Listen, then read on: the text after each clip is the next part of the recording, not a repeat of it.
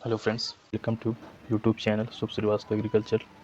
तो फ्रेंड्स बात करते हैं कि जो वैकेंसी आई हुई है एग्रीकल्चर की IBPS AFO IBPS specialist officer से आती है वैकेंसी। एग्रीकल्चर फील्ड ऑफिसर की ये पोस्ट आई हुई है। तो फ्रेंड्स इस पे जो आगे जो बात करते हैं, तो फ्रेंड्स सबसे पहले बात करते हैं कि स्पेशलिस्ट ऑफिसर में जो पोस्टें आती हैं, यहाँ पे 6 पोस्ट दी हुई हैं। तो यहाँ पे 6 पोस्ट आती हैं। तो फ्रेंड्स पहली आपकी IT officer, agriculture field officer, राजभाषा अधिकारी, लॉ ऑफिसर, पर्सनल ऑफिसर और मार्केटिंग ऑफिसर। तो फ्रेंड्स इसमें हम ओनली बात करेंगे अपनी एग्रीकल्चर फील्ड की जो वैकेंसी है, जो एग्रीकल्चर फील्ड ऑफिसर है स्केल फर्स्ट की, तो इसकी बात करेंगे। तो फ्रेंड्स सबसे पहले इंपॉर्टेंट्स डेट की बात करेंगे। इंपॉर्टेंट डेट्स क्या हैं इसमें, तो ऑनलाइन रजिस्ट्रेशन के लिए आपको जो डेट मिली है ये है आपकी 1 अगस्त 2024 से 21 अगस्त 2024। मीन्स लास्ट डेट जो इसकी है वो 21 अगस्त 2024 है, और जो फिलअप आज से ही शुरू हो चुकी है। इस आज से ही ये फॉर्म को आप फिल कर सकते हैं। तो फ्रेंड्स इसमें जो इम्पोर्टेंट डेट है वो आपकी बात करते हैं एग्जामिनेशन की। तो फ्रेंड्स सबसे पहले ये बता दें कि IBPS AFO में 3 स्टेज होते हैं, पहला प्री, दूसरा मेंस, तीसरा इंटरव्यू। तो फ्रेंड्स इसमें जो पहला प्रीलिज में होता है, तो प्रीलिज में आपका है कब, नवंबर 2024। तो नवंबर 2024 में इसमें का प्री होना है। और फिर मेंस की डेट यहाँ पे ये है आपकी दिसंबर, ये है आपका दिसंबर 2024। दिसंबर 2024 में ये मेंस कंडक्ट कराया जाएगा। और फ्रेंड्स जो आपका इंटरव्यू है, इंटरव्यू यहाँ पे दिया हुआ है कि आपका फरवरी या मार्च में 2025 में इंटरव्यू कंडक्ट कराया जाएगा। अलॉटमेंट वही अप्रैल 2025 है। तो फ्रेंड्स आपको बता दें कि IBPS AFO जो होता है ये टाइम टू टाइम चलता है। जितना जो डेट दिया गया है उसी डेट पे सब होना रहता है। तो फ्रेंड्स तो इसमें जो इम्पोर्टेंट है, तो यहाँ पे ज़्यादा जानकारी ना लेते जाते हुए यहाँ पे केवल उतना ही देखेंगे जो हमारे लिए इम्पोर्टेंट है। तो जैसे एज जो हमारे लिए इम्पोर्टेंट है, तो एज की बात करते हैं तो मिनिमम आपका 20 ईयर्स है, मैक्सिमम आपका देख रहे हैं 30 ईयर्स है। और फ्रेंड्स ये इसमें जो अदर कैटेगरीज होती हैं जैसे शेड्यूल कास्ट हो गया, ST हो गई, और आपका बैकवर्ड यानी OBC हो गया, इनके लिए एज रिलैक्सेशन भी होता है। तो फ्रेंड्स वो यहाँ पे मेंशन हुआ है। तो मेंशन क्या है, तो आपका शेड्यूल कास्ट यानी SC और ST का जो है ये आपका 5 ईयर्स का एज रिलैक्सेशन होता है, और बैकवर्ड यानी OBC का आपका 3 ईयर्स का है दिया हुआ है। तो फ्रेंड्स ये भी रिलैक्सेशन जो दिए हुए हैं ये भी हैं। तो फ्रेंड्स अब जो इम्पोर्टेंट है ये आपका एजुकेशन क्वालिफिकेशन, तो आप एलिजिबल हैं या नहीं देख सकते हैं। तो इसमें फ्रेंड्स काफ़ी पोस्ट हैं, लेकिन इसमें हम ओनली बात करेंगे अपनी एग्रीकल्चर फील्ड ऑफिसर की। तो वही friends minimum 20 years, maximum 30 years age का हो गया। एज रिलैक्सेशन जो मिल रहा है SC ST OBC को वो मिलता है। तो फ्रेंड्स इसमें जो क्राइटेरिया दिया हुआ है, जो 4 ईयर डिग्रीज इन एग्रीकल्चर, तो आपका ग्रेजुएशन होना चाहिए एग्रीकल्चर में, BSc एग्रीकल्चर होना चाहिए। उसके अलावा यहाँ पे काफ़ी दिया हुआ है, जैसे हॉर्टिकल्चर, तो आपका BSc हॉर्टिकल्चर होना चाहिए, या फिर आपका एनिमल हस्बेंड्री पे, या वेटनरी साइंस पे, या डेयरी साइंस पे, या फिशरीज पे, या पिसिकल्चर पे, या एग्रीकल्चर मार्केटिंग एंड कोऑपरेशन पे, या कोऑपरेशन एंड बैंकिंग पे, या फिर आपका एग्रो फॉरेस्ट्री पे, या फॉरेस्ट्री पे, या agriculture biotechnology, BTech biotechnology, food science, agriculture business management, food technology, dairy technology, agriculture engineering, sericulture, fisheries engineering, इनमें से कोई भी आपके पास डिग्री है तो आप इस पोस्ट के लिए, एग्रीकल्चर फील्ड ऑफिसर के लिए एलिजिबल हैं। तो फ्रेंड्स आगे बढ़ते हैं। तो इसमें जो ये इम्पोर्टेंट जो है, ये आपकी एप्लीकेशन फ़ीस कितनी है, चार्ज इसका लगेगा इतना। तो एप्लीकेशन चार्ज देखते हैं आपका 175, ये SC ST और PWD के लिए आपका है। ये कितना है, 175 यानी 175 रुपये। और ऑल अदर्स के लिए कितना है, 850 यानी 850 रुपये। ऑल अदर्स OBC हो गया, जनरल हो गया, EWS हो गया, इसके लिए हो गया 850 रुपये। तो फ्रेंड्स इसमें आगे जो इम्पोर्टेंट है ये है आपकी स्ट्रक्चर ऑफ एग्जामिनेशन कैसे होता है। तो फ्रेंड्स आपको जिसको नहीं पता बता दें कि एग्जामिनेशन जो होता है वो 3 फेज पे होगा, प्रीलिज, मेंस और इंटरव्यू। तो फ्रेंड्स उसी के अकॉर्डिंग हम यहाँ पे सिलेबस की बात करेंगे। तो पहले बात करेंगे प्रीलिज एग्जामिनेशन का क्या सिलेबस है। तो फ्रेंड्स इसमें सबका दिया हुआ अलग अलग सिलेबस, तो इसमें हम ओनली बात करेंगे एग्रीकल्चर फील्ड ऑफिसर की। तो एग्रीकल्चर फील्ड ऑफिसर का ये दिया हुआ है। तो एग्रीकल्चर फील्ड ऑफिसर का जो सिलेबस है, प्रीलिज का सिलेबस ये है आपका।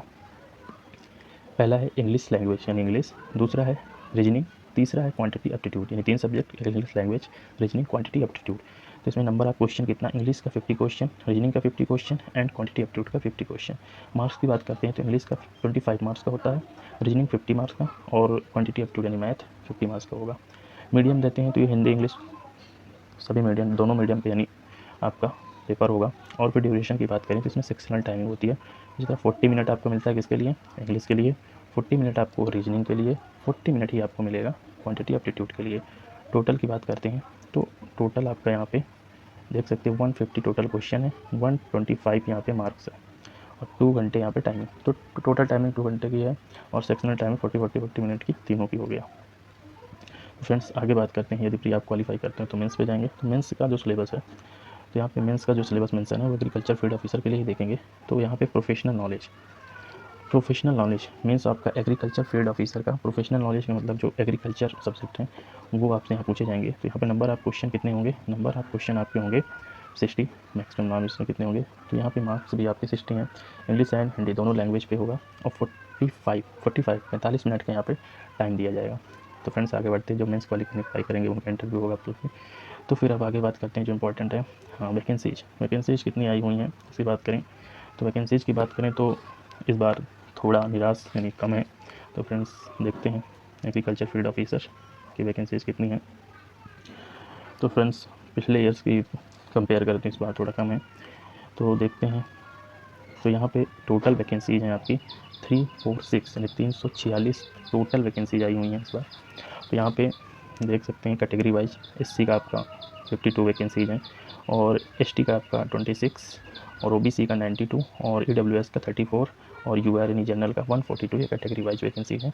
तो फ्रेंड्स इसमें बात करें जो बैंक्स पार्टिसिपेट किए हुए हैं, तो इसमें पार्टिसिपेट किए हुए हैं आपका bank of Baroda, bank of India, bank of Maharashtra, Canara bank, central bank, Indian bank, overseas bank, Punjab and Sindh bank, Punjab national bank, UCO bank and union bank of India, मतलब 11 बैंक इसमें पार्टिसिपेट किए हैं।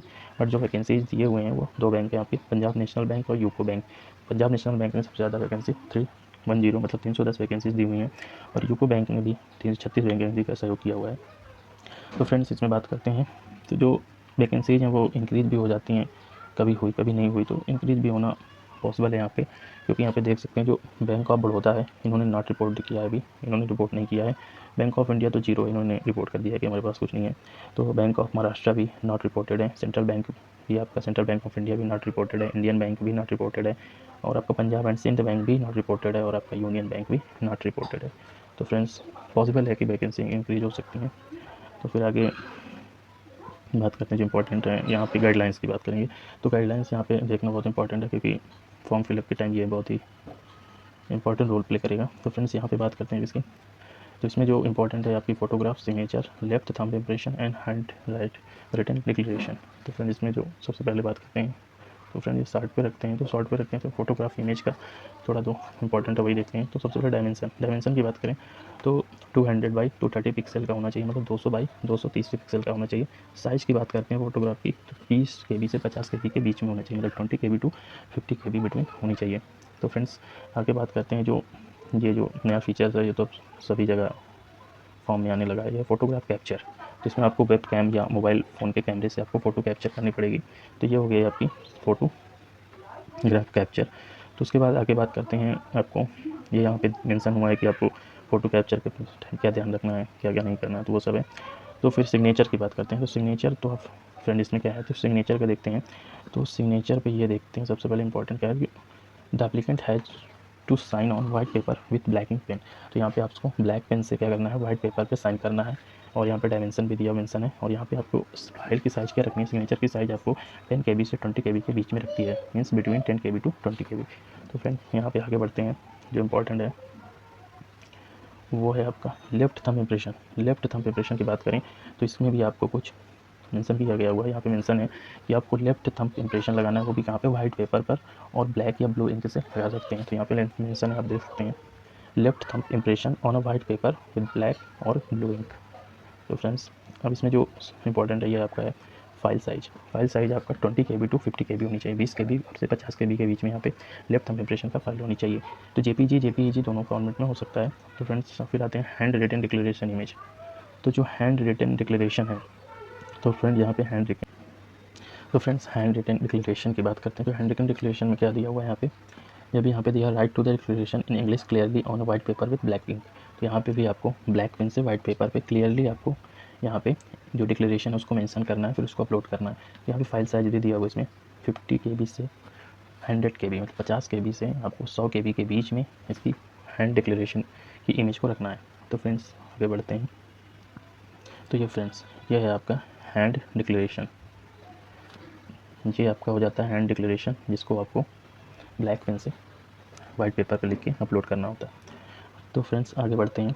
तो यहाँ पे कुछ सर्टिफिकेट्स जो अपलोड होते हैं, जैसे आपका ओबीसी का कास्ट सर्टिफिकेट है, SC/ST सर्टिफिकेट हो गया, और भी अदर जो भी सर्टिफिकेट यहाँ पे आपको अपलोड करने होते हैं, उनका यहाँ पे साइज़ देखते हैं।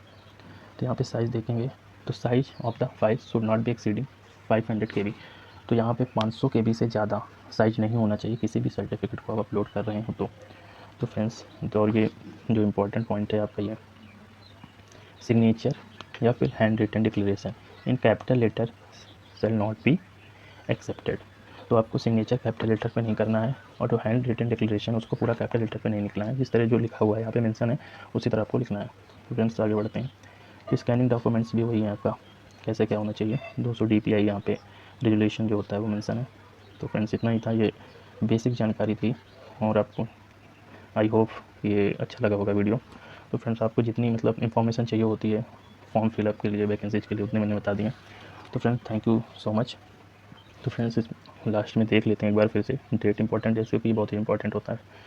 तो फ्रेंड्स इसमें देखते हैं, आपको बता दें फिर से कि ये जो ऑनलाइन रजिस्ट्रेशन फॉर्म है ये आपका 1 अगस्त 2024 से शुरू हो गया है, और 21 अगस्त 2024 की लास्ट डेट है, और प्रीलिज में आपका नवंबर 2024 में कंडक्ट कराया जाएगा। तो फ्रेंड्स आई होप मैंने सब कुछ सही बताया होगा जो आपको इम्पोर्टेंट है। तो friends thank you so much, and videos को लाइक करें, फ्रेंड्स हो सके तो सब्सक्राइब करें, एंड थैंक यू।